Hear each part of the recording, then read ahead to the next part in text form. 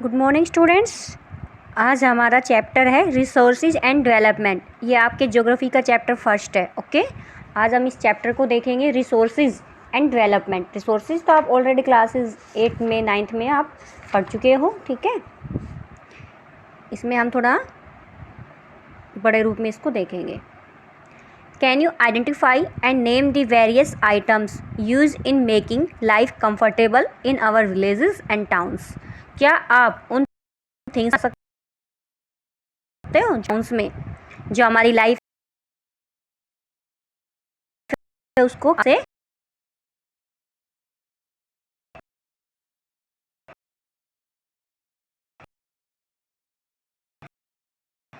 Use in their making. आपको एक list बनानी है जिससे कि आपको इसको बनाने में यूज होने वाले मटेरियल्स का भी आपको नाम बताना है। ओके, नाउ देखिए एवरीथिंग, ये लाइन जो है ये 8th क्लास में आती है।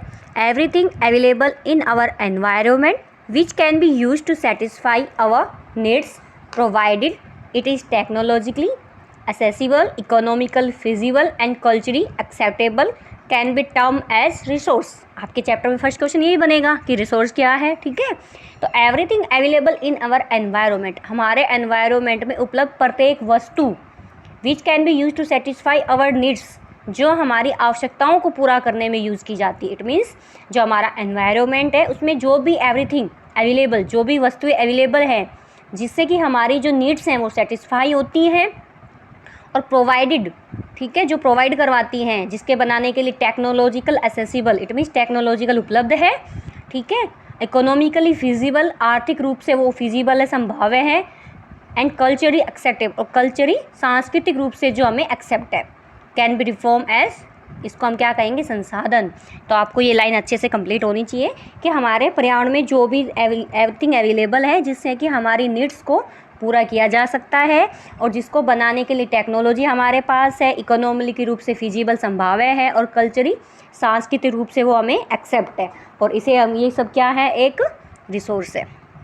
ये देखिए ये दिया हुआ है, physical environment, nature, human beings, technological institutions. ये आपको आना चाहिए, ठीक है। इसमें प्रगति, टेक्नोलॉजिकल और इंस्टीट्यूशंस के बीच में इंटर रिलेशन दिखाया हुआ है। इसमें देखिए कि नेचर है, बीच में ह्यूमन बींग्स हैं, इट मीन्स ओवरऑल बीच में कौन है, सेंटर में मानव जाति है।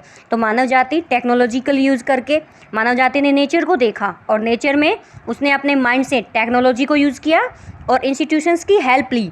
इट मीन्स ह्यूमन ने, मानव ने टेक्नोलॉजी और इंस्टीट्यूशंस दोनों से रिलेशन किया, इंटर रिलेशन करके नेचर में मॉडिफिकेशन कर दिया, नेचर को चेंज कर दिया टेक्नोलॉजी की वजह से और इंस्टीट्यूशन, संस्थाओं की वजह से। क्योंकि टेक्नोलॉजी है बट इंस्टीट्यूशंस नहीं है तो नहीं कर पाएगा, लेकिन इंस्टीट्यूशंस हैं बट टेक्नोलॉजी नहीं है तो भी नहीं कर पाएगा, ठीक है। तो नेचर में मॉडिफिकेशन किए गए इन तीनों के आपस में संबंध से। आगे देखिए लिखा हुआ है यहाँ पे, interdependent relationship between nature, technology and institutions, ठीक है। नाउ देखिए जो ये पूरा चार्ट है ना बेटा, आपको ये आना चाहिए और आप अपनी फेयर नोटबुक में भी एज इट इज़ बनाएंगे। इससे क्या है, आपको बहुत सारे क्वेश्चंस बहुत जल्दी क्लियर हो जाएंगे, ठीक है। ये आप अच्छे से अपने माइंड में भी सेट कर लेना। देखिए रिसोर्सेज, इट मीन्स हम यहाँ रिसोर्सेज को क्लासीफाई करेंगे। ओके, नीचे लिखा हुआ है क्लासिफिकेशन ऑफ रिसोर्सेज, हम यहाँ रिसोर्सेज का क्लासिफिकेशन करेंगे। इट मीन्स यहाँ पे 2 रिसोर्सेज का 2 क्लासिफिकेशन मेन है, नेचुरल एंड ह्यूमन। अब नेचुरल को भी 2 पार्ट्स में एक डिवाइड किया गया है, रिन्यू एंड नॉन रिन्यू। हालांकि आप ये सब पढ़ चुके हो, ठीक है।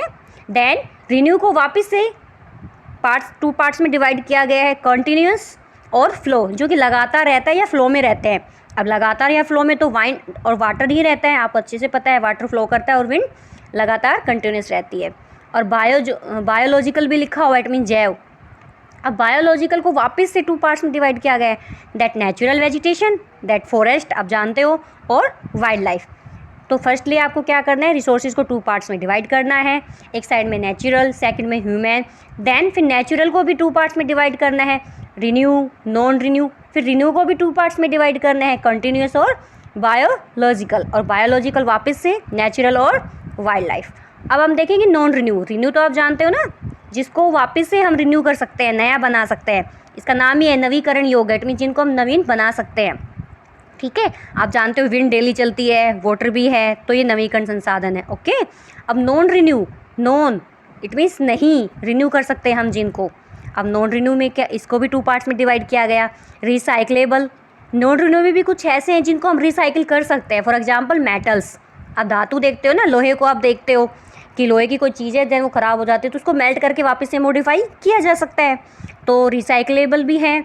और नॉन रिसाइकल इट मीन्स अचक्रिय, जिनको हम चाके भी वापस कभी नहीं ला सकते। देन किसका एग्जाम्पल क्या है, फॉसिल फ्यूल्स, जीवाश्म ईंधन, जो कि लाखों हजारों वर्षों के बाद बनते हैं, आपको अच्छे से पता है। ह्यूमन, मानवीय, अब ह्यूमन्स को वापस से 2 डिवाइड किया गया है। स्ट्रक्चर्स एंड इंस्टीट्यूशंस, जिनमें संरचनाएं और संस्थाएं हैं।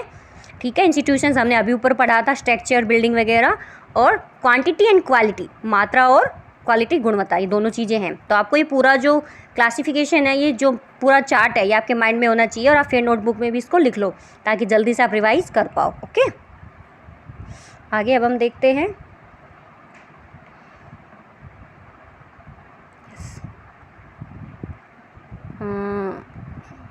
यस, इधर है ये।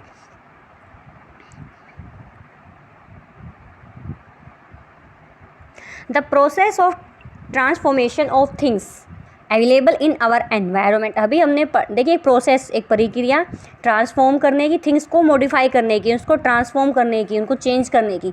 अवेलेबल इन आवर एनवायरनमेंट, ये कह रहे हैं कि हमारे एनवायरनमेंट में जो प्रोसेस है थिंग्स को ट्रांसफोर्स करने की, ट्रांसफॉर्मेशन करने की, वो अवेलेबल है। Involve and interactive relationship between nature, technology and institutions, ये हमने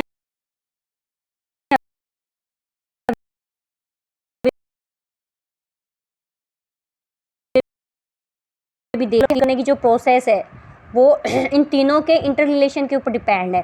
किनके तीनों के, नेचर, टेक्नोलॉजी और institutions. Human beings interact with nature, जो मानव जाति है वो नेचर के साथ इंटरेक्ट करती है थ्रो, किसके through, technology and create institutions. Technology तो है मानव के पास, ठीक है, उसी के थ्रू आज हम पढ़ रहे हैं। And create institutions to accelerate their economic development, it means आर्थिक विकास की गति को एक्सेलरेट तेज करने के लिए इंस्टीट्यूशंस का निर्माण करते हैं। ठीक है, इंस्टीट्यूशंस भी तो मानव ही बनाते हैं। आगे, do you think that resources are free gifts of nature as it assume by many. ये कह रहे हैं क्या आप भी, मैनी बहुत से लोगों की तरह ही रिसोर्सेज को एक नेचर का गिफ्ट मानते हो, इट मीन्स प्राकृतिक उपहार समझते हो आप भी। ठीक है, ये आपसे क्वेश्चन पुटअप किया जा रहा है यहाँ पे। दे आर नॉट, ऐसा नहीं है। Resources are a function of human activities, जो संसाधन है वो ह्यूमन एक्टिविटीज़ का परिणाम है। ओके, ये जो रिसोर्सेज हैं ये फंक्शन ऑफ ह्यूमन एक्टिविटीज़ हैं। ह्यूमन बींग्स देमसेल्व्स, जो मानव जाति वो अपने आप, are essential components of resources, it mean मानव स्वयं रिसोर्सेज का बहुत ही इंपॉर्टेंट हिस्सा है, कंपोनेंट है। They transform materials available in our environment into resources and use them। अभी हमने पढ़ा कि वो एनवायरनमेंट में पाए जाने वाले जितने भी मटेरियल्स हैं, जितने भी रिसोर्सेज हैं हमारे एनवायरनमेंट में, उसको ट्रांसफॉर्म करके उनको चेंज करते हैं और उन्हें यूज़ करते हैं, इट मीन्स प्रयोग के लिए उनको बनाते हैं, use them. These resources can be classify in following veg. अब इन रिसोर्सेज को हम क्लासीफाई करेंगे अलग अलग बेस के ऊपर। ठीक है, ये आपके लिए क्वेश्चन है। आप ये भी आ सकता है कि फर्स्ट कि आप मानते हो कि रिसोर्सेज जो है वो नेचर का गिफ्ट है, तो आंसर आएगा नो। देन ये आएगा तो किसका परिणाम है ये, तो resources are a function of human activities. Okay, ये जो मेन है ये भी आप ये जो यहाँ से यहाँ तक बहुत अच्छे से देखेंगे क्योंकि यहाँ 1 मार्क्स के क्वेश्चन बनते हैं इजीली। देखिए, on the basis of origin, अब हम इसकी ओरिजिन, उत्पत्ति के आधार पर देखेंगे कि रिसोर्सेज को 2 पार्ट्स में क्लासीफाई यहाँ पे किया गया है, biotic and abiotic. Okay, second, on the basis of exhaustibility, अब इसकी मतलब इसको जो हम समाप्त कर सकते हैं उसके बेस पे, रिन्यू एंड नॉन रिन्यूएबल, अभी हमने देखा था। On the basis of ownership, ownership के बेस पे, स्वामित्व के आधार पर, इंडिविजुअल इट मीन्स व्यक्तिगत रूप से, कम्युनिटी पूरे समुदाय का, नेशनल राष्ट्र का, और इंटरनेशनल अंतर्राष्ट्रीय। देन 4 है on the basis of state of development, विकास के स्टेटस के ऊपर देखेंगे हम कि विकास का जो लेवल है, डेवलपमेंट का लेवल है, उसके आधार पर हम देखेंगे।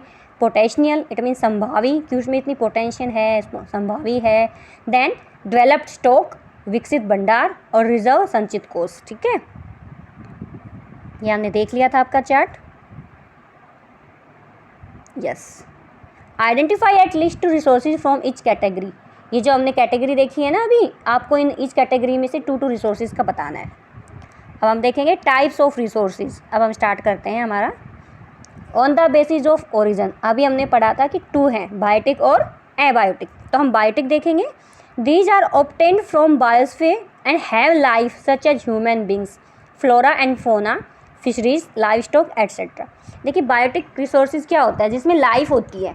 ठीक है ना, बायोटिक बायोस्फीयर, बायोस्फीयर आपने पढ़ा होगा ना, एटमॉस्फेयर, बायोस्फीयर, ये सब आपने पढ़े होंगे, hydrosphere.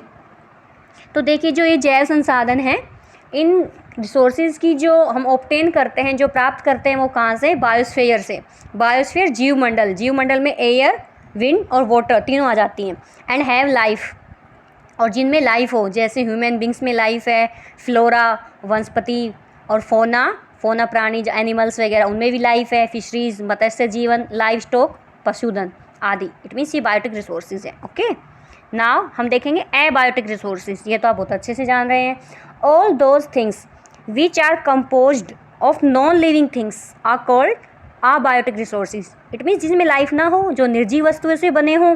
For example rocks, metals, आपके स्कूल में है, पेंसिल है आपके पास है, बैग है, ठीक है, चेयर, अब मेज, कुछ भी आप बता सकते हो, अबायोटिक। देन सेकंड क्लासिफिकेशन था on the basis of exhaustibility, समाप्तता के आधार पर। इट मीन्स क्या समाप्त है, क्या समाप्त नहीं हो सकता।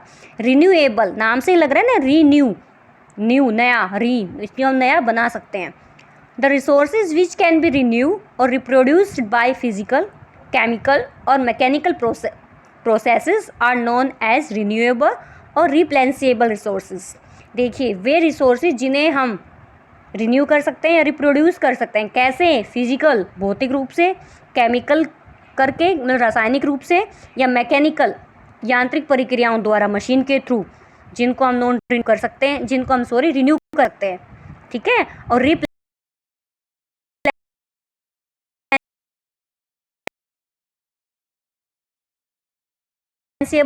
कोई भी प्रोसेस हम इसमें यूज़ कर सकते हैं, फिजिकल प्रोसेस यूज़ कर सकते हैं, केमिकल कर सकते हैं, या मैकेनिकल कर सकते हैं। For example solar and wind energy. आपको पता है सोलर जो सूर्य से मिलती है, सन से मिलती है, ठीक है, और wind energy, water, forest and wild life. अब देखिए हमने रिन्यू को भी 2 पार्ट्स में फर्दर डिवाइड किया था। तो रिन्यूएबल रिसोर्सेज में further be divided into continuous और फ्लो। हमने देखा था कंटिन्यूस और फ्लो में विंड और जल आया था, वाटर आया था। ठीक है, देन नॉन रिन्यूएबल रिसोर्सेज। अभी जो ये क्लासिफिकेशन है ये एग्जॉस्टिबिलिटी के बेस पे ही चल रहा है। ये सेकंड है, non renew resources. This occur over a very long geological time. देखिए जो नॉन रिन्यू है, नाम से लग रहा है नॉन, नहीं, ये रिसोर्सेज जिनका जो डेवलपमेंट है वो एक लंबे जियोलॉजिकल टाइम, भूवैज्ञानिक अंतराल में होता है। इट मीन्स काफ़ी हज़ारों सालों के बाद ये बनते हैं। मिनरल्स, खनिज पदार्थ, एंड फॉसिल फ्यूल्स, जीवाश्म ईंधन, are examples of such resources. These resources take millions of years in their formation. ये जो रिसोर्सेज हैं ये लाखों वर्ष लग जाते हैं इनको बनने में। Some of the resources like metals, इसमें से कुछ ऐसे रिसोर्सेज हैं जैसे मेटल हैं, आर रिसाइक्लेबल, कि हम उसको रिसाइकिल कर सकते हैं। मेटल्स में भी सभी मेटल नहीं, कुछ जैसे गोल्ड है उसको भी कर सकते हैं, सिल्वर को, आयरन को, ठीक है, गर्म करके, मेल्ट करके, and get adjusted with their use, और एक बार के प्रयोग के साथ। कुछ ऐसे हैं जो एक बार ही यूज़ किया हमने, उसके बाद एडजस्ट हो गए, ख़त्म हो गए बिल्कुल ही, ठीक है, जैसे फॉसिल फ्यूल से, जैसे आप गाड़ी में, बाइक वगैरह में पेट्रोल डलवाते हो। On the basis of ownership, अब हम ओनरशिप के बेस पे देखेंगे। ये हमारा थर्ड क्लासिफिकेशन था। इंडिविजुअल रिसोर्सेज, व्यक्तिगत रूप से। These are also own privately by individuals. देखिए प्राइवेटली, निजी व्यक्तियों के हाथ में होते हैं ये। Many farmers on land which is allotted to them by government of revenue. आप देखते हो कि बहुत से किसानों के पास गवर्नमेंट द्वारा भूमि दी जाती है, जिसके बदले वे गवर्नमेंट को रेवेन्यू टैक्स देते हैं, लगान चुकाते हैं, पे करते हैं। In villages there are people with land ownership. आप देखते हो गांव में बहुत से ऐसे किसान हैं जिनके पास खुद की लैंड होती है, खुद के स्वामी होते हैं वो भूमि के, बट दे आर मैनी वो आर लैंडलेस, लेकिन कई ऐसे भी होते हैं जिनके पास भूमि नहीं होती। अर्बन पीपल ऑन प्लॉट्स, आप देखते हो शहरों में लोगों के पास खुद के प्लॉट होते हैं, हाउस होते हैं, other property.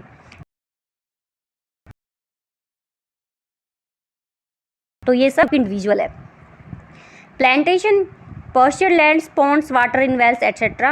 are some of the examples of resources ownership by individuals. देखिए प्लांटेशन बाग होते हैं, ठीक है ना, पास्चर लैंड्स जो चारागाह है, तालाब हैं, वेल कुएँ हैं, ये सारी जो रिसोर्सेज है ये कुछ प्राइवेट भी हो सकते हैं। Make a list of resources on by your house hold, आपको अपने परिवार की एक रिसोर्सेज की लिस्ट बनानी है। अब सेकंड है इसी में कम्युनिटी, नाम से लग रहा है community on resources, it means सामुदायिक स्वामित्व वाले resources. There are resources which are accessible to all the members of the community, ये रिसोर्सेज जो कि पूरी कम्युनिटी के मेंबर्स को उपलब्ध होते हैं। विलेज कॉमन्स, देखिए पूरे विलेज के, जैसे ग्रेजिंग ग्राउंड, ग्रेजिंग ग्राउंड जो पशुओं के लिए चरने वाली भूमि होती है, ऐसा तो नहीं है कि एक ही की पशु वहाँ पे चरने आ सकते हैं, पूरी कम्युनिटी में से किसी के भी आ सकते हैं पूरे गांव में, ठीक है। बूरियल ग्राउंड्स, बूरियल जहाँ पे लोग शमशान भूमि होती है वो भी सभी के लिए होती है। और अब इसमें है village,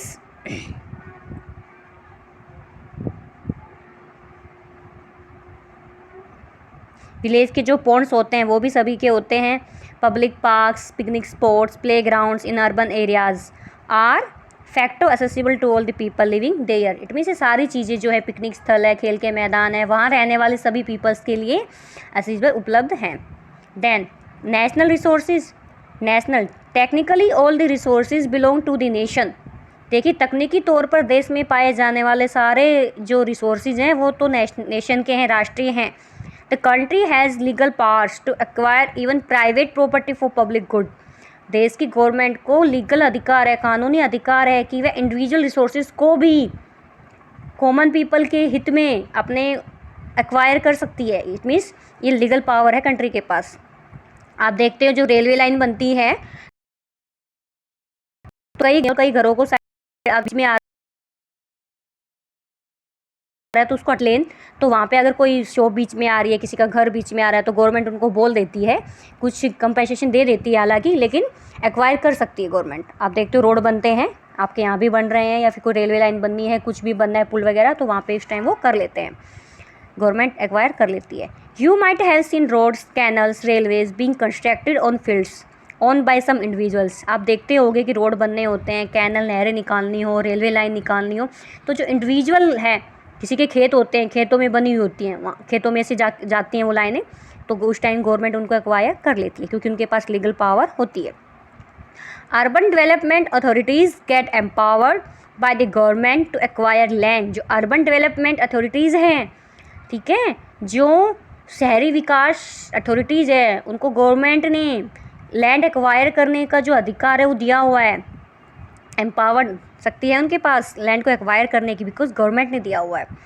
all the minerals, water resources, forest, wildlife, land within the political boundaries and ocean areas up to 12 nautical miles means 22.2 kilometre from the coast term as territorial water and resources there belong to the nation. देखिए सारे minerals, सारे water resources, forest, wildlife और जो political boundary है, जो राजनीतिक सीमाओं के अंदर जो सारी लैंड है, और 12 नॉटिकल मील, 12 समुद्री मील जो कि 22.2 किलोमीटर होती हैं तक ओशन एरिया, महासागरीय जो क्षेत्र है जिसको हम भूभागीय समुद्र कहते हैं, और इसमें पाए जाने वाले जो भी रिसोर्सेज हैं 12 नॉटिकल मील तक, वो सब नेशन की प्रॉपर्टी है।